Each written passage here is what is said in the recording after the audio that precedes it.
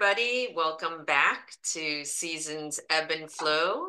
Lee here, and today I'm going to be interviewing Kianga.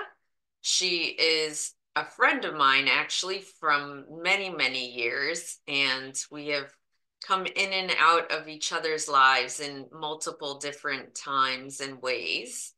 And she is a coach and a guide and a facilitator on topics related to masculine and feminine energy and the dynamics between the masculine and the feminine when it comes to love relationships and other relationships as well, but primarily love relationships. And I found her out through my dance community. That's where we initially met, but then I joined one of her women's groups post divorce, and it was a really enlightening experience for me because I was not familiar with the concepts of masculine and feminine energy other than yin yang, things like that. And I've since learned a lot and participated in quite a few different programs that she's offered and read some of my own books that have enlightened me. And I think it's a topic that we don't talk about that much, but I think it's really important. And I think for people who are going through divorce and trying to make sense of what happened and what went wrong and where did we both make mistakes, looking and understanding a little bit more about the masculine and the feminine is important. And so I thought this would be a really beneficial conversation. So I'm going to turn it over for a few minutes to Kianga and let her tell us a little bit about how she works with people, what she does, how she got into this, and then we'll go into the interview itself. So, Kianga, you have the floor to tell us a little bit about you. Awesome. Yeah, it's pretty wide open, this floor, I'm noticing. Mm, So I'm Kianga Ford. I'll just start by saying that for the last few years, I have been working sort of under this company that I call Love and Freedom Education. Maybe I'll just start by talking about why I named it that, mm, because it's had a few iterations. It used to be Infinite Man Coaching. There was a moment where I worked exclusively with men on what I called collapsed masculinity.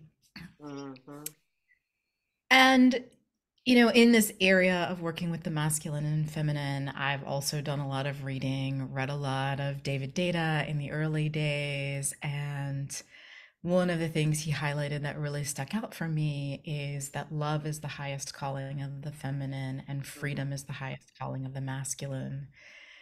And there are ways that we really don't collectively understand how complementary those things can be. So we often are looking at love or freedom, right? Like I can either have my freedom or I can have connection and relationship, or I can have connection and relationship, but I'm bound in all these ways and with all these obligations. So I think that and is as important as love and freedom in the title, right? mm, We usually use the nice. plus, looking at the ways that they like come together to actually make something that's larger and more expansive when you understand the two energies. So Mhm, now I work with men and women, and I think that's fairly unusual. There's a lot of men's work out there and a lot of women's work out there, and we do work that's very specific for women and work that's very specific for men or the feminine and masculine identified. But we also come together in some very meaningful ways that I think is fairly unusual for this zone of work. So mm. yeah, there's a lot I could say, but I think I'll leave it there for now and see where we want to go.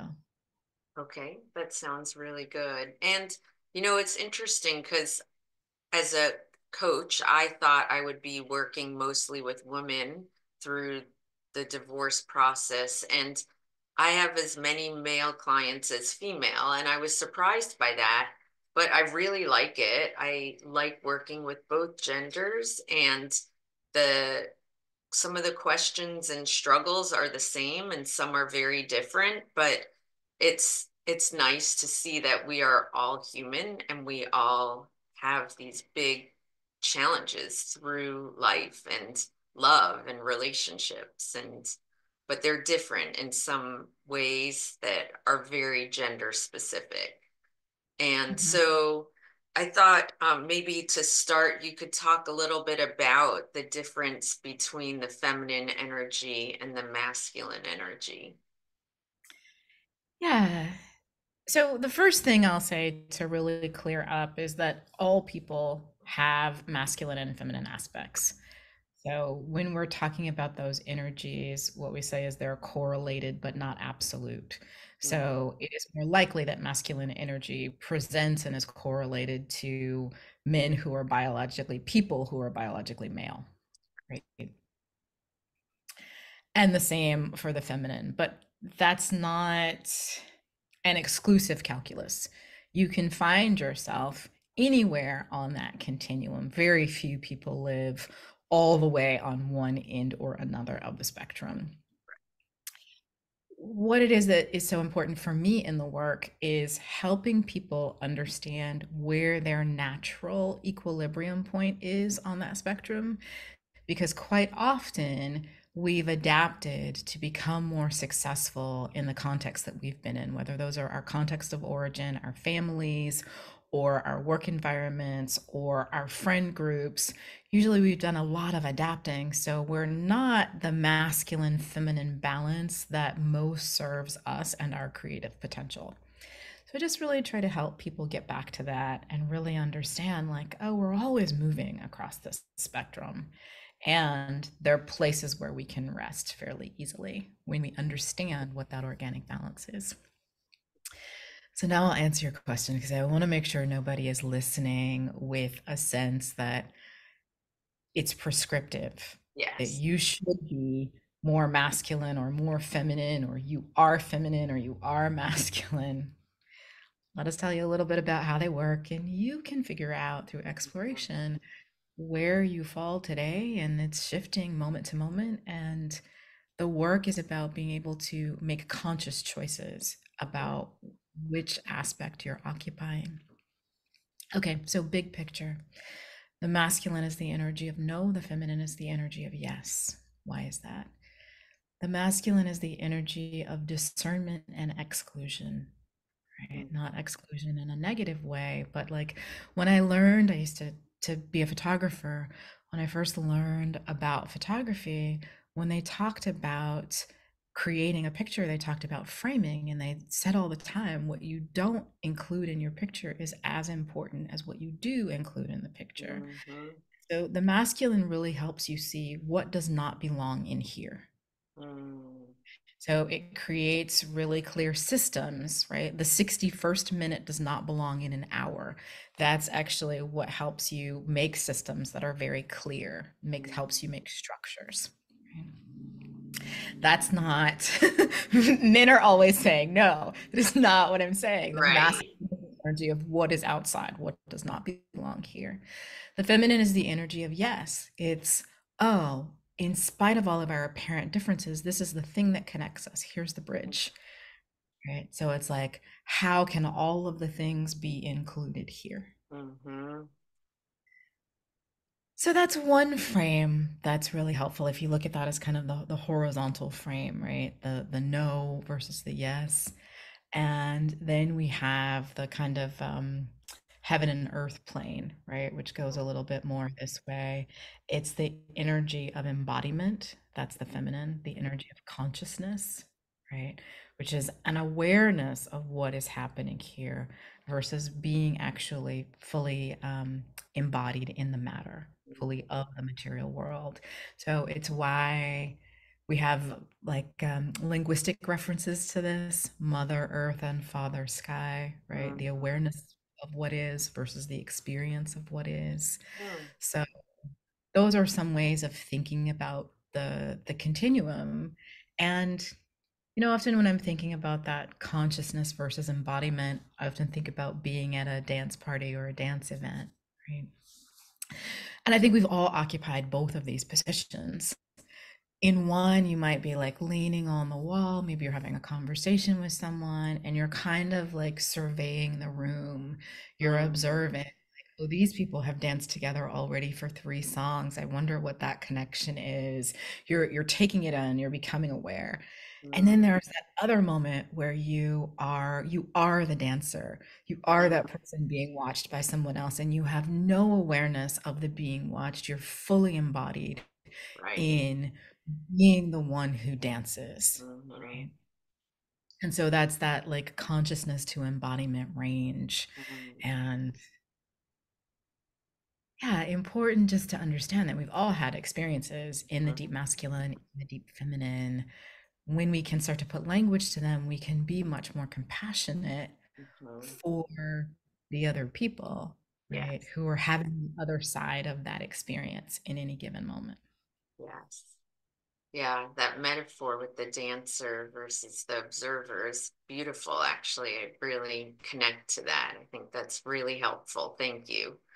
And talking also about how our family of origin impacts how we see ourselves versus where we naturally lie. Like that resonates for me a lot because like I grew up in a family where the masculine ran the house and the respect for the masculine energy was great and the feminine was looked down upon for sure. And my parents are still together, but that power struggle exists on a day-to-day basis. And my mom has a strength that has helped her stay there, I guess. But the what I took away from that upbringing is the masculine is the power, and that's where you want to be. And it took me many, many, many years to even understand what feminine energy felt and looked like and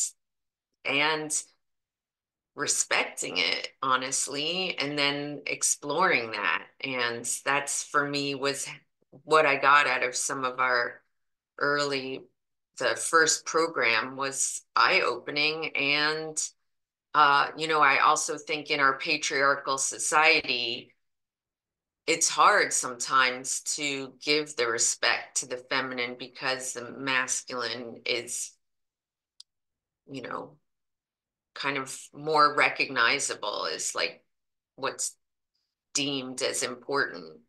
And so some of that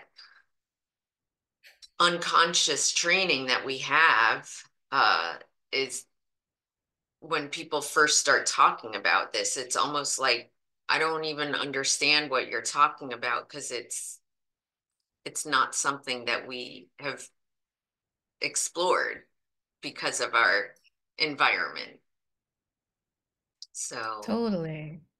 Well, when you're the one who the rules are created for, it's really easy to win the game, oh, right? And it doesn't mean like, hey, men are bad or oppressive, nothing like no. that. But without really having been able to see it or talk about it until very recently, most of our world is built according to masculine values. So, if we want to be successful, particularly in the spheres beyond the home, we have to participate in the expectations that are set from masculine values, which Mhm, means we all go into masculine mode. There are more and more women in the public sphere, in the workplace, in the workforce, but not really a noticeable increase in the feminine because we all go and then play according to masculine values. And there's been a supposition that we're only just beginning to be able to kind of chip away at that what are actually masculine values are universal values. That's been the supposition, right? mm, Just the values of effectiveness, of productivity. If you want to be successful in the world, you have to be strategic and goal oriented and linear and all of the things that we now know are just part of the masculine aspect.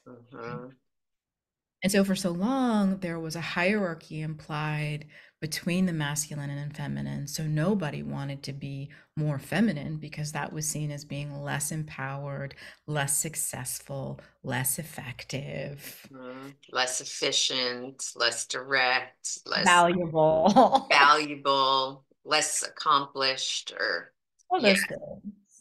Yeah. Um, and I think that in hopefully as time goes on, we can bring in some of the feminine even into the workplace. I think that would be really, I think it's slowly happening, the recognition of the importance of humanity and soft skills, and the focus on leadership is not all authoritarian drive. It's all of that is bringing a little bit of the beauty of the feminine into the workplace. But I also think about the challenge for women to work in the masculine primarily when they're out in the workforce and then come home and switch gears completely. Not completely, obviously, both men and women bring both characteristics into the home, but for a woman to embrace the polarity with the man in the home, she needs to kind of shift that percentage of where she's sitting from in the masculine to in the feminine once she walks in the door at home. And that's not as easy sometimes as it sounds. Well, it's not as easy. And until a few years ago, nobody even knew that was a thing that one could do Yeah. or that one might aspire to do. Yes. And so one of the things I'm really careful with when we start talking about polarity is we're not putting anybody into new age cages, right? There are no new templates for like, because it can sound a little bit like the new apron wearing wife in the kitchen with the fancy Right. appliances, Yeah, right? not. It's not what we're talking about. I think more often women have the experience of not knowing that they need to make that shift, Mhm. coming home, staying in the masculine because that's what's been effective. It's been what's been effective in their professional life. It's what got them to the professional life that they have now. Yeah. And so then they set the pattern for their relationship where they're still running very high in their own masculinity, and over time they're feeling more and more under resourced because they really wish that their partner would be making decisions and bringing more clear leadership and contributing more, and they don't really understand how they're occupying the space. They're taking up the space where Yes. their partners could do that, um, because they don't actually know the power of creating space to be filled Mhm. versus moving forward. So the feminine receives, the masculine penetrates, right? The masculine moves forward and does what needs to be done. The feminine makes a space, creates sort of the bowl in which things can happen. And if you don't know that that's what you need to do, you kind of keep moving forward in the masculine, wanting a different result. Right. And I'll say that the surest fire way to divorce, since that's really the underlying topic here, is when couples get into relationships in what I call the upside down version of the boat, right? Mhm. The woman is really heavily practiced in being in the masculine and leans into that because that's where she's found success. And the man is wanting, the man or the masculine partner is leaning more into the feminine because he's been socialized to believe that there's something wrong with masculinity, with masculine aggression, with masculine directness, wanting to really, they're often some of the most empathic men. They really want to see the women in their lives succeed, and they believe that the way to do that is going to be to contract their own masculinity, to take up less space. Right. So they actually end up in the relationship in the feminine position, right? On the feminine end of the continuum. So that man, that partner over time, that masculine partner over time tends to feel more and more caged, contracted, and resentful. Mm, The feminine partner tends to feel more and more isolated, more and more unmet, more and more like she's leading on her own. Uh, mhm, and that fosters fatigue and ultimately resentment. mhm, But both are delicate things. So, unless you can figure out how to turn the whole thing simultaneously, you just mhm, topple it. Because if one person moves to the masculine, right? If the feminine partner stays in the masculine and the masculine partner moves to the masculine, then it's super weighted over here and it collapses. If both move to the feminine at the same time, it's super weighted over here and it collapses. mhm, In order to actually keep a balance there, you have to turn the whole thing simultaneously, which means you have to have awareness, skill, patience, compassion, and it's mhm, rarely found. mhm. Yes. And I think respect for both energies. Like when I think back to the house that I grew up in, there wasn't respect for the feminine, the creative, the fluid, the nurturing. It was, what are we doing? What have you accomplished? Where are we going? And uh, what ended up happening was the looking down on all of those feminine characteristics. And so my mom, then they both were, she stayed in many ways in a beautiful feminine space, but had to fight constantly against the looking down on those characteristics. And so they were in this continuous power struggle. Like there was never, so I think the respect of both of those energies is so important, and recognizing the beauty in them from both partners,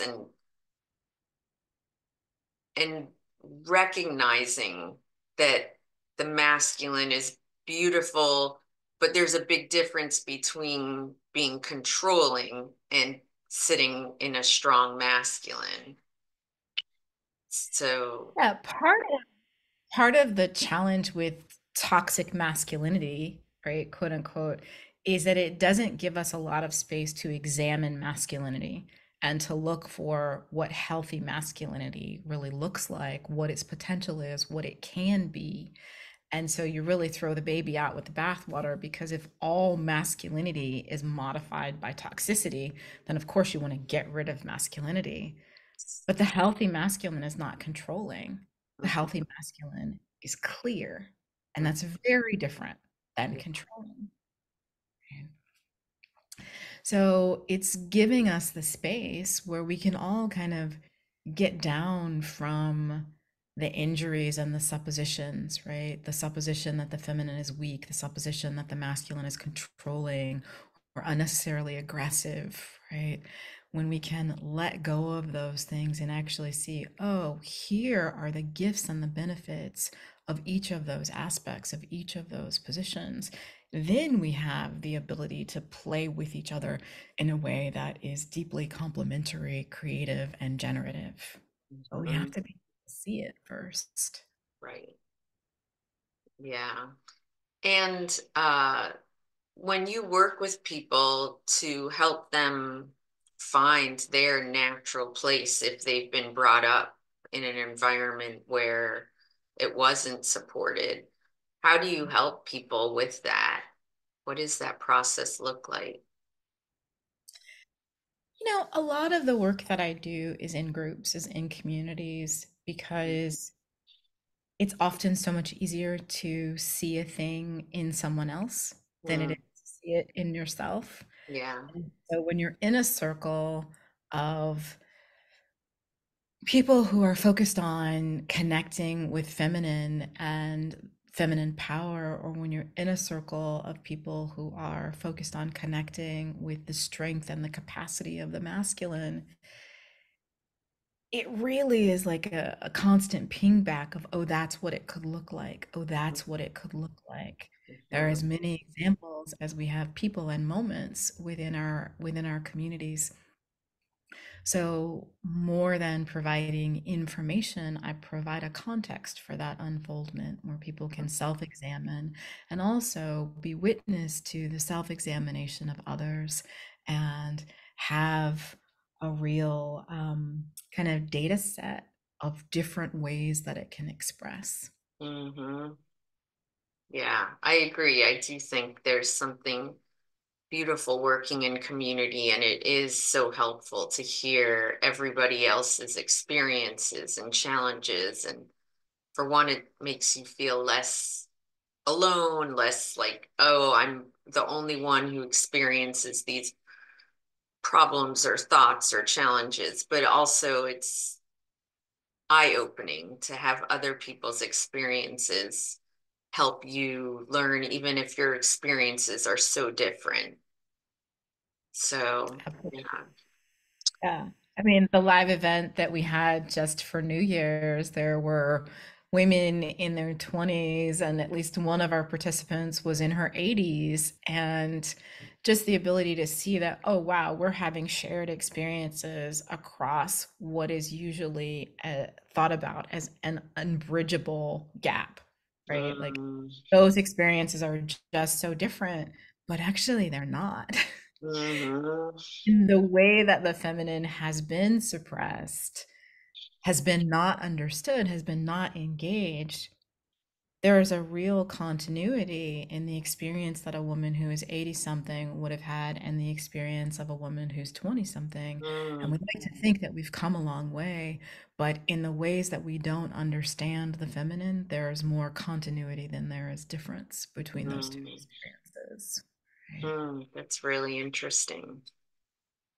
Yeah, and so one of the programs that I think was also really eye-opening that I did with you was the can't remember what it was called, the dinner, but where we worked with men and women together, and working on where we've been hurt by the masculine or the feminine, and sharing our experiences and healing together was really beneficial, and also shocking to see and hear how many different stories there are where we've been so hurt by the other that we put up blocks or walls around our heart or protections for fear of having that happen again. And uh, that process of sharing with the other and forgiving,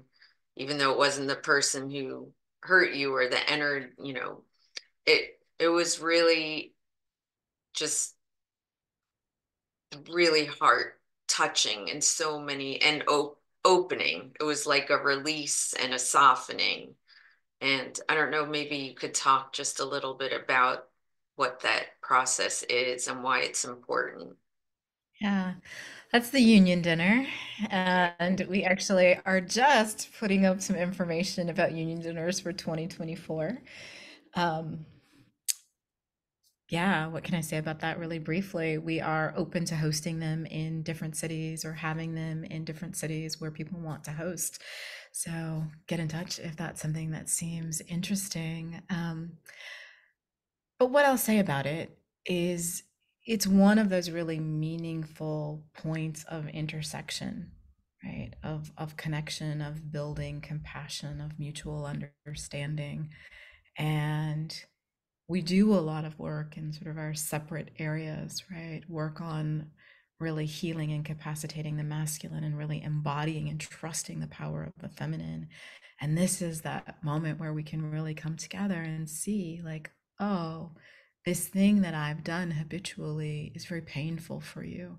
This way Mm, that I don't receive you, that I don't acknowledge you, that I don't understand, even your capacity to have been injured is hurtful.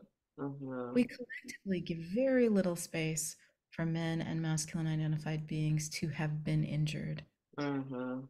Yes. We tend to look at them as the oppressors, as the predators, as the problems, and they are also so harmed by our system as it is, Mhm.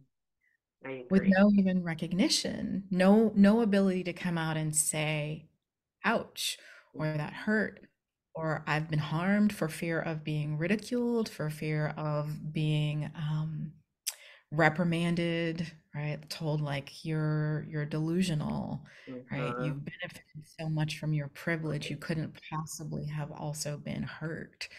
And so really creating a space for an open dialogue where we can see like this is what we have the capacity to bring to each other, and this is also the capacity that we have to do each other harm. We have to Mhm. recognize our power in order to really come more deeply into our compassion. And yeah, that opportunity is really magical. It's one of my favorite formats. Mhm. Yeah, it really was a beautiful process. And in the women's group that I participated in with you, we read the book, The Queen's Code, which was a very simple, not fancy tale, I guess. I don't know, a parable that kind of captures a little bit more of the essence in the day-to-day practical, how this might expand or unfold in day-to-day life, because what we've spoken about is a little bit more ephemeral, big picture. But I thought that book was really helpful to look at uh, how we as women and men can create a beautiful partnership that respects both the feminine and masculine in each of us, and creating that healthy balance where there is that respect for what we each bring and how that might look in real life. So I think that that's a good, simple introduction for people who are new to some of these ideas. Yeah, big shout out to Alison Armstrong, who is one of the pioneers in this work. I studied with Alison as I was beginning to explore these terms and come to understand their implications. And she's finally recorded the Queen's Code as an audiobook. Oh, good to know. So big shout out to Allison. I haven't gotten mine, but I've heard from a few people that the Queen's Code is now available on her site, not on Audible, I don't think yet, but Okay. on her site as an audio download. So I highly encourage it as a read. I think that it can create a histamine reaction for a lot of people without having a context to really digest it, right? So it's one of the books that we read as a group in our year-long programs. And it's just helpful to have the support, because I think a lot of times I've seen a lot of times that when women start to read it, they're kind of irritated and then low-key offended. And it's not great literature. It's a wonderful book for what it is. And then there can be some resistance to that as well. Um, so I will say I highly encourage you to read it. If you really dislike it, read it again or send me a DM. Yes. And I will say, like, I was in a good place when I finally did read it because I was not angry anymore post divorce, but I was recognizing that it takes two people for a relationship to fall apart. And even if I still believed at the time that it was more, there were it could have worked better if he had done some things differently. I recognize that obviously I made mistakes and participated and showed up in ways that weren't helpful for the success of the relationship. And I was ready to look at those things for myself and wanted to learn more and make sure I didn't make those same mistakes moving forward. So I was able to take what worked for me to learn without feeling offended. But I think And I think it also depends on how you've been hurt by the other and what experiences you've had will impact your reaction to it as well. So, yeah, So it's still one of the seminal texts in the field, so yeah. I encourage you to try it. And last question, and then we'll kind of wrap it up. In a Mhm. lot of your talks or brief, shorter programs, you talk a lot about surrender when it comes to the feminine desire and surrender. And maybe you could just touch on a little bit of why those are so important. Yeah, I like that you bring them both. I've been doing some writing recently about why I no longer lead with conversations about surrender. Mm, That's ultimately where we're going with the feminine.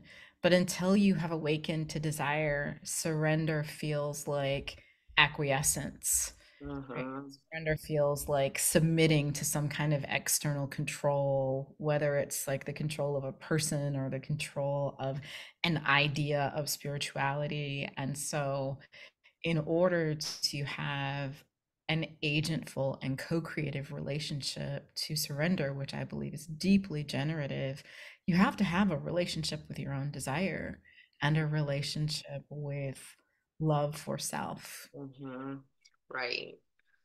I So I think that makes so much sense, actually.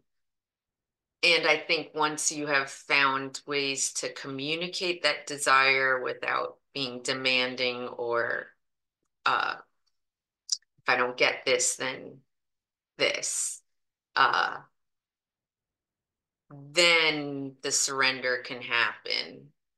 And but taking the time to learn, focus, explore desire yourself on your own and learning what communicating that looks like in a healthy way that can lead to the space for surrender. But yeah, I think that's interesting. The surrender is leading with that for many people is just too confusing to it's fully. titillating, right? People Mhm. want to come in. And so it's literally why our programs are now staggered. They go year of love, then year of surrender, then co-creation, right? Because Mm, they're really kind of the things you have to master to go to the next level of depth mm, with the feminine and the feminine as a modality of creation. mm, mm. Nice. It's kind of tempting to want to start with surrender. But if you start with surrender and you're not grounded in yourself, then you're just kind of being tossed about in the ocean. Right. Right. Yes. And that's the self love and grounding is grounded somewhat in knowing your own desires, or being in connection with those. The feminine is led by desire in Mm, a mental way. mm, mm. So, on that note, I think this was a very nice introductory conversation for people who are interested and want to explore more. If people want to find out a little bit more or read more about what you have to say or what you're doing, where can they find you? Yeah, we actually have a brand new Insta page that's launching. It's the second day of the year as we record. And so it's launching this year. It's Love and Freedom Now. You can follow us. You can also follow me at Love and Freedom Education. That's our old page. But Love and Freedom Now will be a great place to come and get a flavor of what we're offering and stay connected with our calendar, and we have a bunch of public offerings coming up. And so that'll be a place that you can go and find out what's coming up in a way that's really time aligned, since we, of course, don't know when you'll be listening to this. So if Right. you go to Love Now on Insta, you'll be able to connect with what's being offered currently. And I'll also just make the invitation when you come to the page, send us a message. And definitely, if you read the Queen's Code, send us a message. Let us know what you think. We're always curious to be in conversation with people who are ready to engage with these terms, with this understanding. Yeah. All right. And I'll make sure that that is in the description so people can click on the link from there if they'd like. And thank you so much for your time and your work that you're doing. And it has been very helpful to me. So I'm grateful for that in my growth and exploration. And I think it benefits all of my clients for the learning that I have done and participated in with you. So I'm very grateful for all of that. That's awesome. It was so great to talk to you today and nice to meet your peeps. Yes. All right, everybody. Thank you for listening. Take care.